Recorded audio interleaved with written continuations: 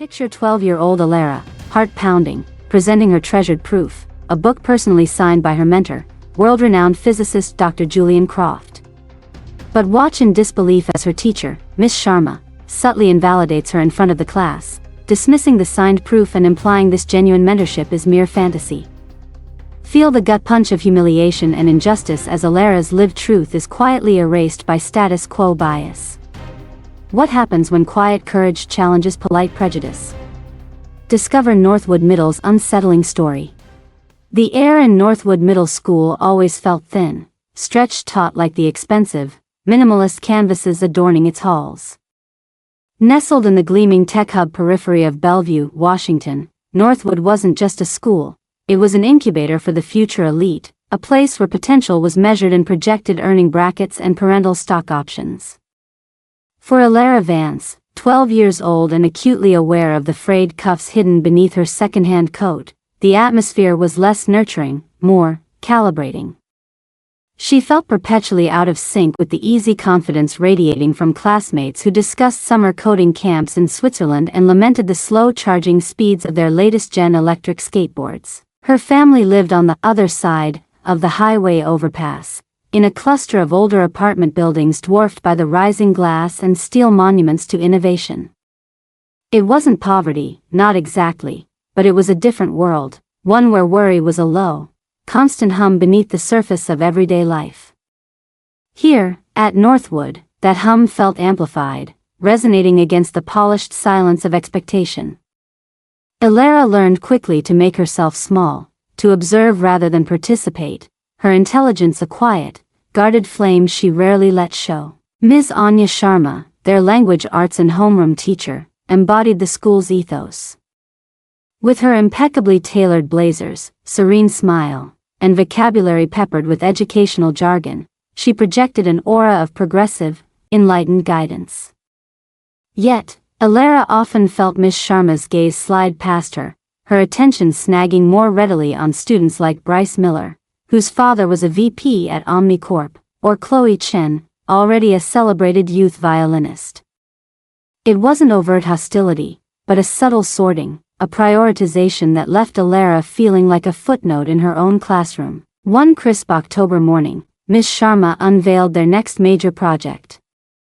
"Class," she announced, her voice smooth as river stone, "will be exploring the concept of mentorship and inspiration. For your My North Star presentation, I want you to identify someone, family, community member, public figure, who profoundly guides you, who represents the values you aspire to. We'll share these in 2 weeks." A murmur rippled through the room. Bryce immediately declared he'd profile his father. Chloe mentioned a renowned conductor she'd met. Alera felt a familiar knot tighten in her stomach.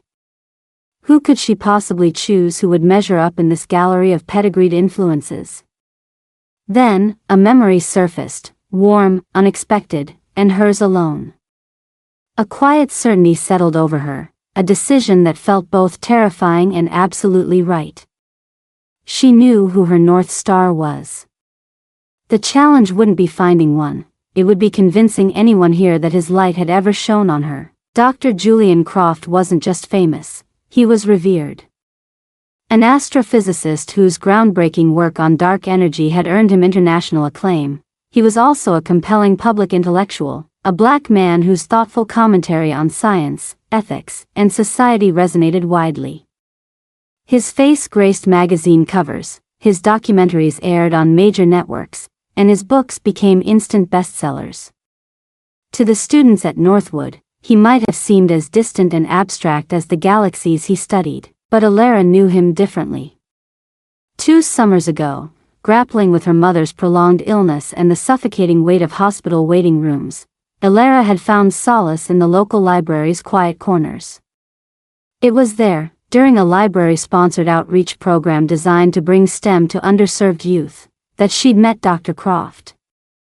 He wasn't just a fleeting guest speaker, he'd volunteered for the entire 6-week program. He saw something in her intense curiosity, the way she devoured complex concepts far beyond her grade level. He'd stayed late after sessions, sketching gravitational lensing on napkins, patiently untangling the paradoxes of quantum mechanics for her, treating her questions with a gravity and respect she rarely encountered elsewhere.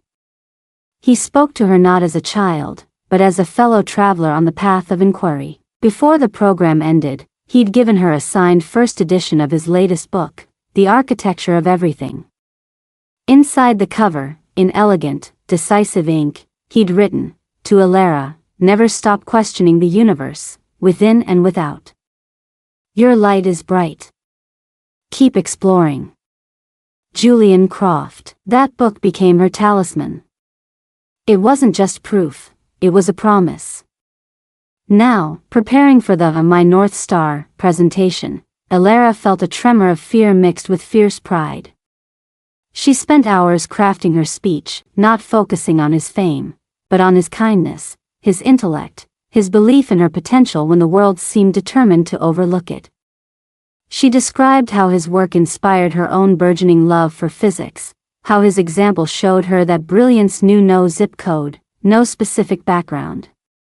She carefully placed the signed book into a protective sleeve. The day before presentations, during lunch, Bryce Miller sauntered over to her table, flanked by a couple of friends.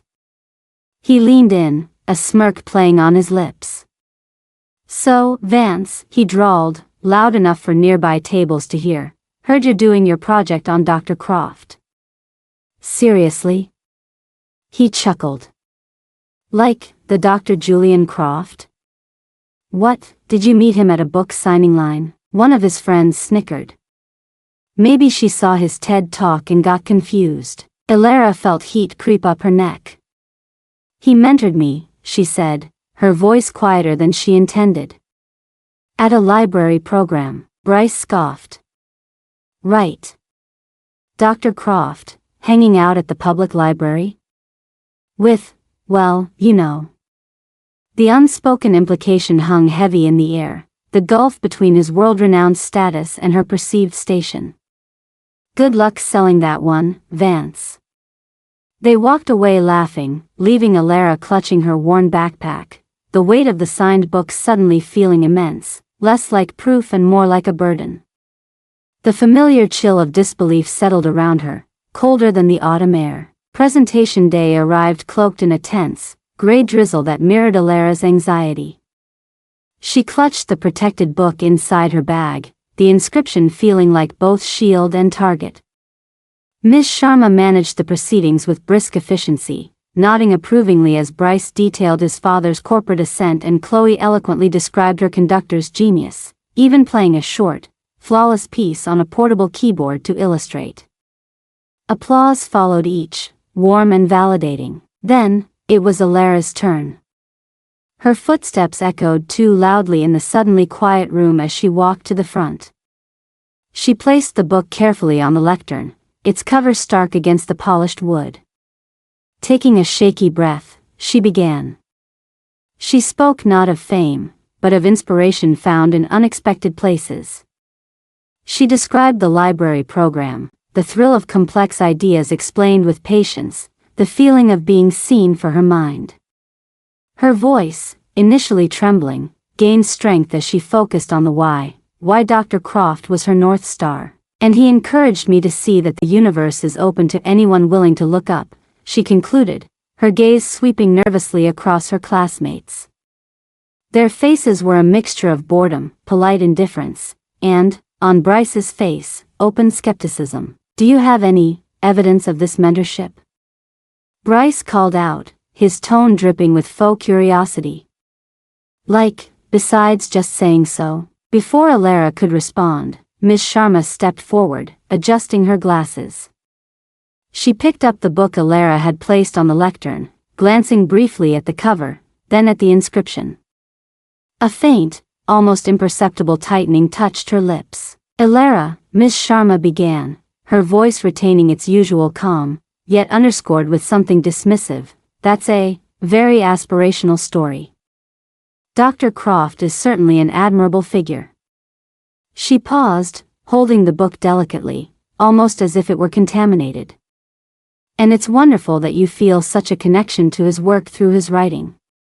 She didn't directly challenge the inscription, but her tone framed it as childish fantasy, a fan's wishful thinking elevated to mentorship.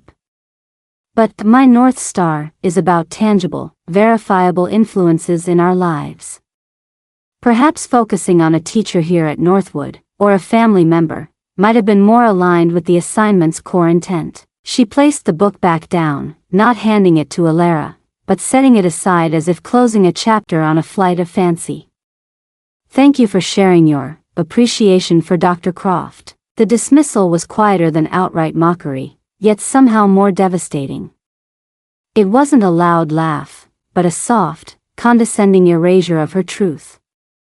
The air thickened with an awkward silence. No one laughed this time. Instead, they looked away, embarrassed or perhaps vindicated in their skepticism. Alera felt the blood drain from her face. She numbly retrieved her book, the weight of it now unbearable, and walked back to her seat, the stares of her classmates feeling like physical blows. She didn't hear the next presentation. The polished surfaces of Northwood suddenly felt like ice, reflecting only her own crushing invisibility. The fracture wasn't loud, but it ran deep, splintering the fragile hope she had carried into the room. Alera endured the rest of the school day in a haze of muted anguish. The whispers weren't mocking now, just curious, pitying glances that felt almost worse. She skipped lunch, hiding in a deserted alcove of the library, the very place where her connection with Dr. Croft had begun. She pulled out the book, tracing the strong, confident lines of his signature, the encouraging words that now felt like ash in her mouth. Miss Sharma hadn't called her a liar directly, but she had skillfully reframed her truth as delusion, performing a quiet, professional assassination of her lived experience in front of her peers. That evening, the apartment felt smaller, the familiar hum of worry louder. Her mother, sensing Alera's distress but exhausted from her nursing shift, offered weary comfort Alera couldn't quite accept. Later, alone in her room, a different feeling began to displace the shame, a slow-burning ember of indignation. Dr. Croft's words echoed, "Never stop questioning." She hadn't lied. Miss Sharma hadn't questioned her story out of genuine doubt. She had questioned it because it didn't fit the established narrative of Northwood, the neat boxes of who belonged where and who mentored whom. With trembling fingers, Alera opened her old laptop. She found the generic contact email on Dr. Croft's official website, expecting it to vanish into a void managed by assistants. She wrote carefully, concisely, explaining the My North Star project, Miss Sharma's reaction, the feeling of having her connection dismissed not because it was untrue, but because it seemed unbelievable in that context.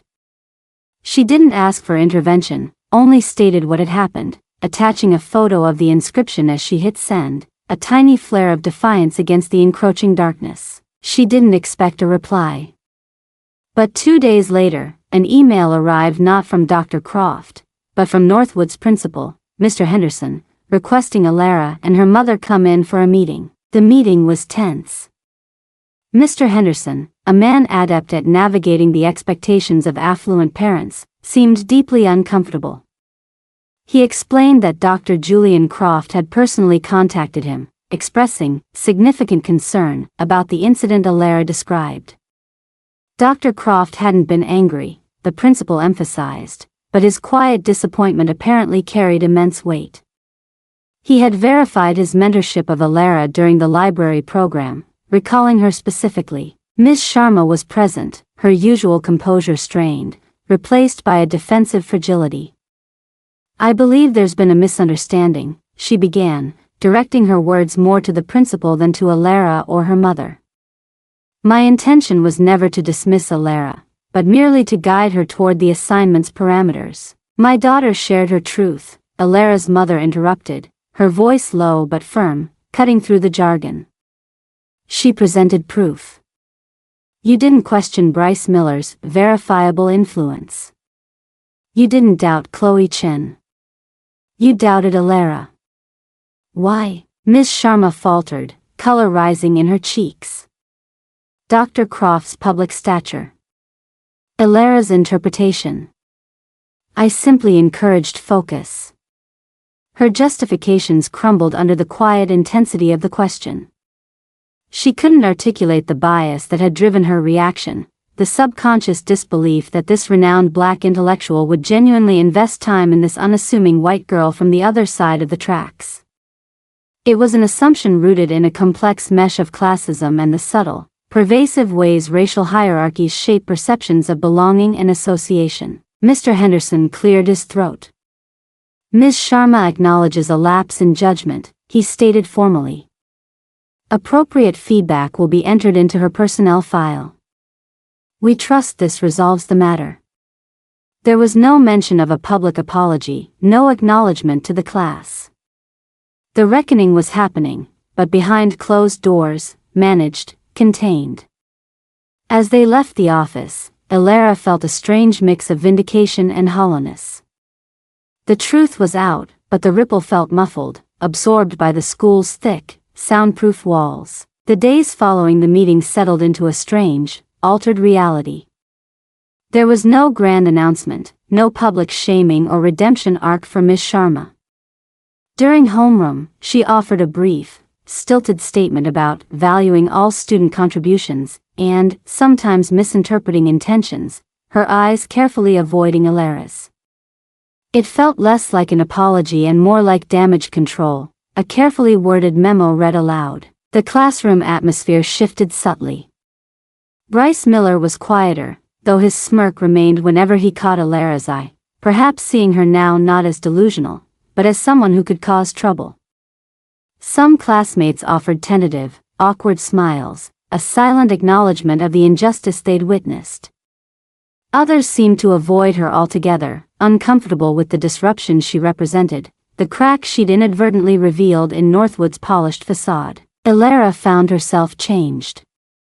The burning shame had cooled, replaced by a quiet, steely clarity. She hadn't needed Dr. Croft to swoop in like a superhero, she had needed her truth to be acknowledged. It had been, albeit imperfectly, administratively. But the validation she truly craved wasn't coming from Miss Sharma or the shifting glances of her peers. It was solidifying within herself. She continued to excel in her classes, particularly physics, her passion now fueled by a deeper understanding of the unseen forces shaping not just the cosmos, but the social universe around her. She received a short, personal email from Dr. Croft. He didn't dwell on the incident but expressed his continued belief in her potential and invited her to attend a youth astrophysics workshop at the university later that year. It was a simple gesture, yet it felt profound, a reaffirmation of the connection Miss Sharma had tried to sever. One afternoon, weeks later, Alera stood by the large windows overlooking the Bellevue skyline, the gleaming towers catching the late afternoon sun. She held the signed copy of The Architecture of Everything, no longer a source of anxiety, but a symbol of a complex truth. Miss Sharma was still her teacher, Northwood was still her school, the subtle hierarchies and unspoken biases hadn't vanished overnight. The system hadn't fundamentally changed, it had merely absorbed the impact, adjusted slightly, and carried on. Was that justice? Was personal vindication enough when the underlying assumptions remained largely unchallenged? Alera didn't have the answers. She saw Miss Sharma across the hall, guiding a group of students with the same serene, professional smile, her authority intact. The unsettled dust hung in the air, catching the light. Alera realized her North Star wasn't just about looking up at a guiding light like Dr. Croft. It was also about navigating the complex, often obscured, gravity of the world right here on the ground. The real journey, she understood with a startling, mature clarity, wasn't about proving her connection to someone extraordinary, but about claiming her own ordinary, vital place within the intricate architecture of everything, and demanding its inherent dignity be recognized, whether the world was ready to see it or not. The question left hanging wasn't just about her, but about who else remained unseen, unheard, their truths dismissed in the quiet hum beneath the polished surfaces. And who, if anyone, was responsible for listening?